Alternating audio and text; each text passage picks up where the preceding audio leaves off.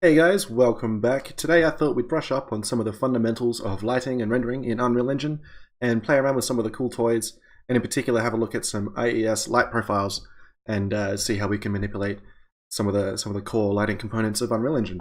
I'm just here in a totally blank level. All we've got here in my outliner, so you've got the light source, a skylight, atmospheric fog, the sky sphere, and a post-process volume that we can play with. So all I'm seeing here is just the skybox, the gorgeous looking default UE4 skybox, and just our small handful of components. So the first thing we're going to do is, because if we notice, if I look straight up at the sun, and then back at the ground, and then back at the sun, you can see how the exposure of the scene is changing. We can clamp that in our post-process volume. So we'll do this first of all, just so we get consistent exposure while we're here working. So the minimum and maximum are set to different values. Let's set both of these to 1. And we should get a nice stable level of exposure. The next thing is, well, we can talk a little bit about these light components. I've covered outdoor lighting before in a bunch of my videos actually, but in this one we're going to focus more on indoor lighting. But to brush up, also the skylight here will provide us with the ambient, like background light of our scene, and the directional light is obviously just a directional light. Then there's the atmospheric fog, which is better for for adding a realistic quality to big outdoor sorts of scenes. We're going to play with the exponential light fog going forward.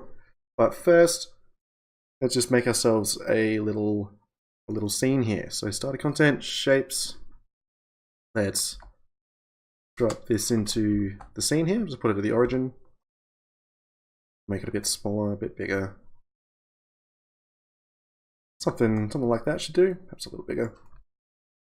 And then I'll duplicate this, rotate him out, a bit like that. Make sure they all meet up. Enclosed meshes are always better than just joining them up like this, because we could get some light bleed, but I'll cover that shortly. Now we got that. Just duplicate him over to this side and make some back walls.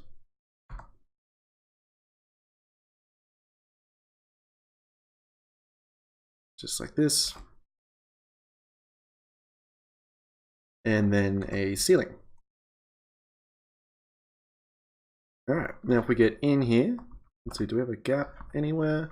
No, but it's going to look a little strange before we've built up the lighting. And to do that, well, first we'll select all of our shapes here, all of our cubes. So we just made our little makeshift room. And we want to increase the light map resolution. This is a texture that the engine's going to generate for the objects that will calculate static lighting. So as long as everything's set to static, we'll crank this up, let's say 1024, and make sure they're all set to static so that they're not going to generate dynamic shadows.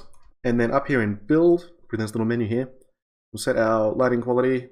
Production will obviously be the slowest, but with the highest possible quality.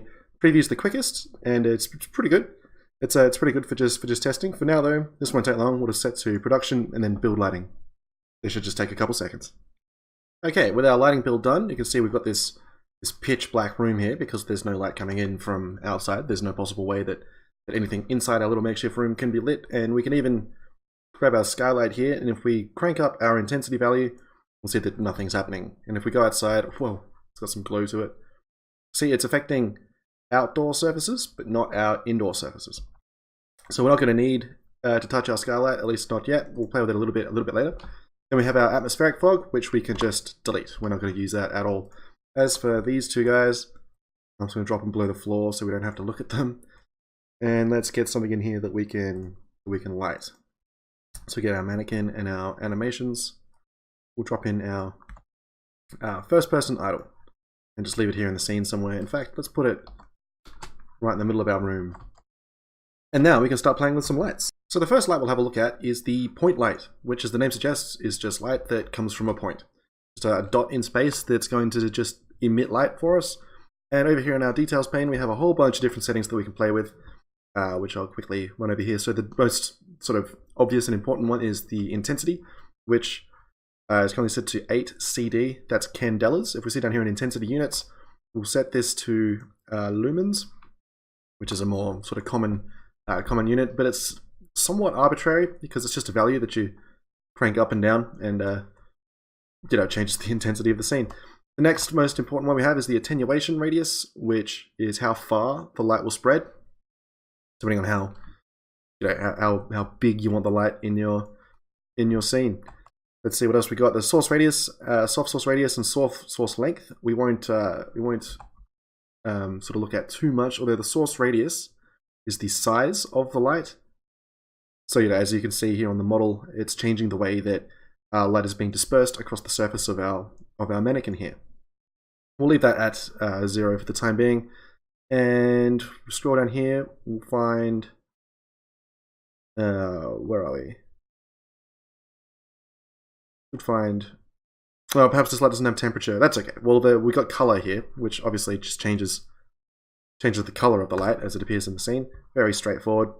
Not much else to look at here. There's different shadow options, that kind of thing. Cast static and cast dynamic. This is important for your dynamic lights and your static lighting build. Up here at mobility, this is how we determine whether the light is going to be casting dynamic shadows or not, and whether it's going to be included in the lighting bake. So stationary lights, they can change color, but they can't move in the scene.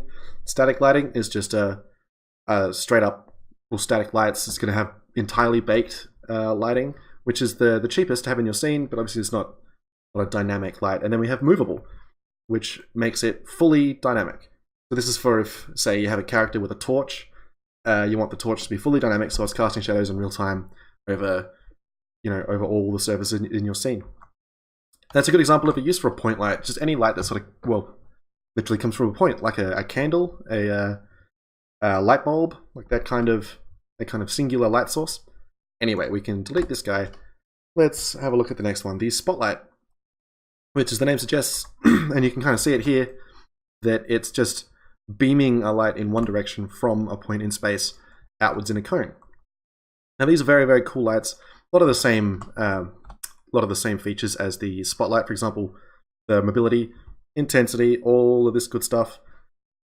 And let's see, we'll just play with them here a little bit.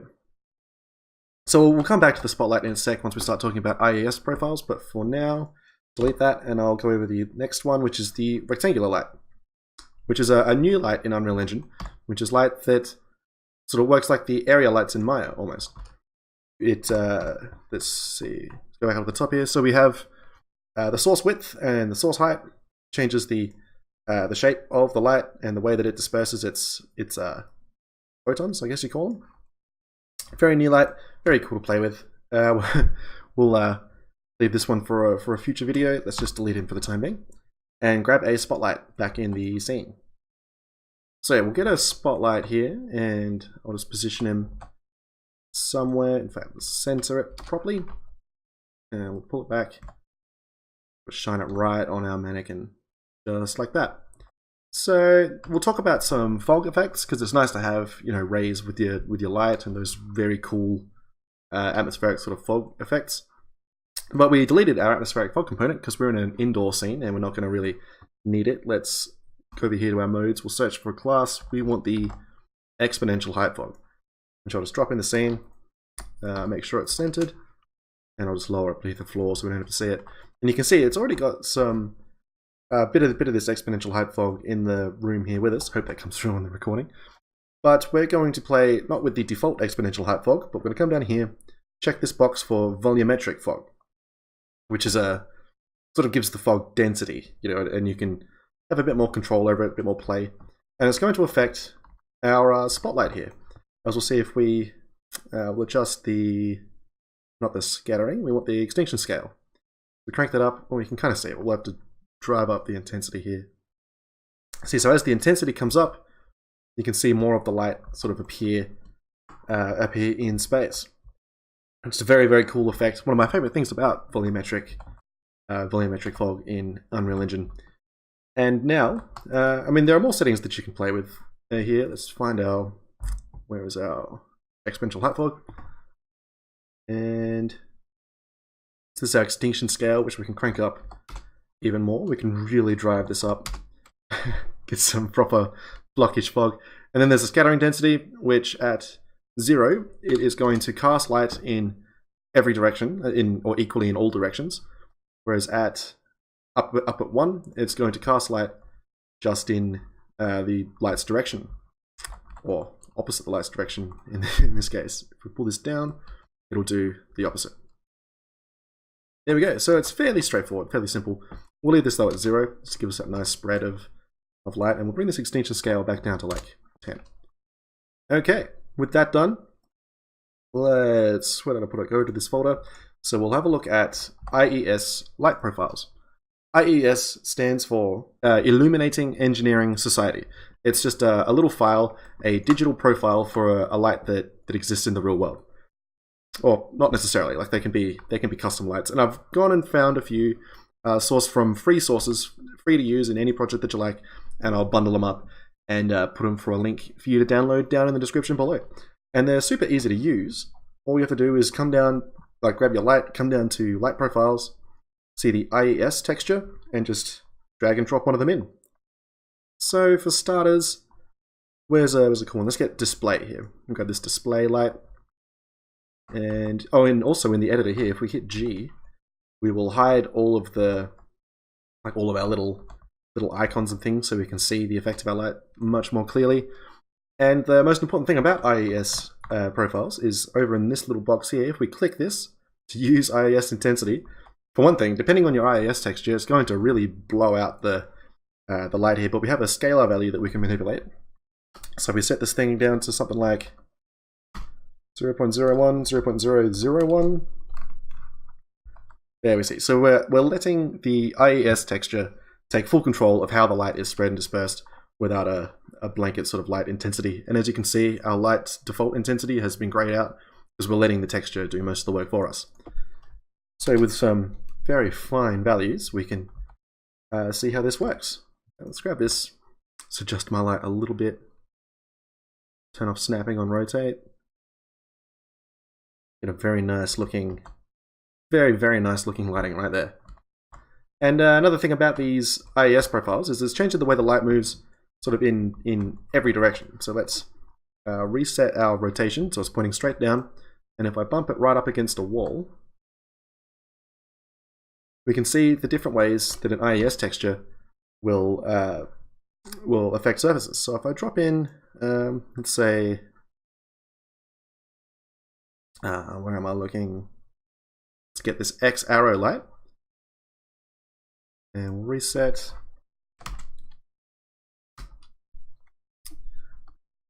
Where's a nice value? Here we go. So, let's get my shit together. Perhaps the 3 lobe.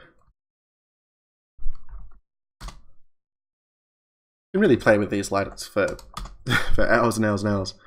Here we go. So this is the 3 lobe V light, and you can see by the way that it's hitting the wall here that we've got sort of a lot of depth and a lot of possible sort of variable ways that these IES textures can interact with lights and do different things in your scene. So we grab this one. What was this one? Light 20 out of this other pack. These some of these ones have like really huge brightness values. So we lower them down quite a lot, and we can see that yeah, they're really changing the way that our lights work and adding something, something that's potentially very realistic to your lights. So if you're into ArcViz or you want some super realistic, like ensconce lighting for apartments and indoors, that kind of thing, this is how you would go about doing that. All right, so let's change this rotation. I'll bring him back to. Oh, where are we? There we go.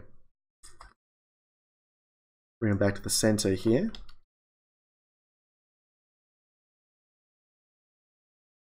And see, we'll go right over the top. What else do we have to play with? This narrow cylinder. Yeah, so as I said, when you're using the IES intensity, the values are going to be, depending on the texture, quite huge and potentially quite overpowering. And we have the volumetric fog, which I'll grab just like this, and more of this extinction scale, so we can increase that foggy light effect, and yeah, really get the most out of our lights. let's see. I think that's about all. Well, the only other thing that we can talk about is light functions, which is a material that you make, and you set it to light function, and it will change like an image or a pattern in the projection of the light itself. For more information on that, I made a projector light tutorial quite a few months back now. It's very, very cool, and you can play with some sort of manual chromatic aberration with a custom light blueprint. You can see how light interacts as opposed to the way well, R plus G plus B equals white, you know. So a blue image, red image, green image overlaid can create this. Oh, and with our spotlights, well, I'll just hide. I didn't mean to hide that. There we go. Have a spotlight. We also have temperature controls, just as one last thing, so we can warm up the light or cool it right down. So have a lot of very cool lighting controls and a lot of different things that you can do to really make your scenes pop and yeah, bring that extra thing to them. So thanks guys for watching. I know this is kind of a fluffier sort of video, not a lot of technical, you know, blueprint trickery or Jedi magic, but I love playing with lights. My favorite thing is lighting scenes, even just like grayscale, you know, scenes without textures or materials. It's just a lot of fun to play with, and good lighting can really make or break a scene. You know, you might have the most beautiful meshes, the most beautiful textures, but if it's lit poorly, then the whole thing just falls apart. So I hope you get something out of this video, and I'll catch you guys in the next one.